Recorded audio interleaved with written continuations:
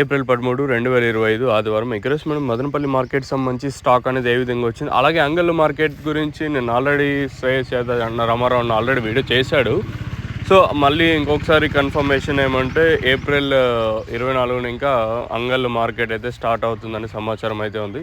So ఇంకా clarity information కోసం మీకు ఈరోజు కానీ మ్యాక్సిమం వితిన్ ఒక 5 రోజుల్లో ఫుల్ క్లారిటీగా వీడియో చేస్తాను. అంటే లెవెల్ బాక్సులు ఉండి ప్లస్ 2 వరుసలా లేదా 4 వరుసలా అని చాలామంది అడుగుతున్నారు.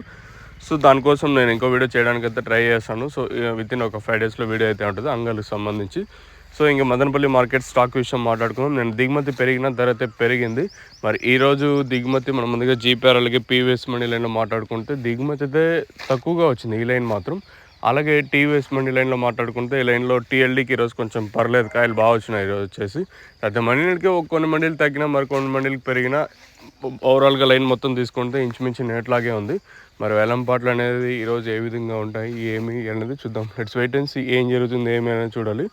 సో మీకు ఈ తక్షణంగా భూవరం కావాల్సి ఉంటే కింద నెంబర్స్ అయితే అవైలబుల్గా ఉంటాయి. మీరు కాల్ చేయాలనుకుంటే కింద నెంబర్స్ కాల్ చేసి కాంటాక్ట్ అవ్వచ్చు. మరి దిగుమతి ఒక 5 ఇంకా 10-15% దాకా దిగుమతి కొంచెం అటు ఇటుగా వచ్చింది కాబట్టి ఇంకా ఈరోజు ఏమైనా కొంచెం ఫాస్ట్గా ఉంటుందో చూడాలి. దిగుమతి కొంచెం తక్కువగా వచ్చింది ఈరోజు వచ్చేసి.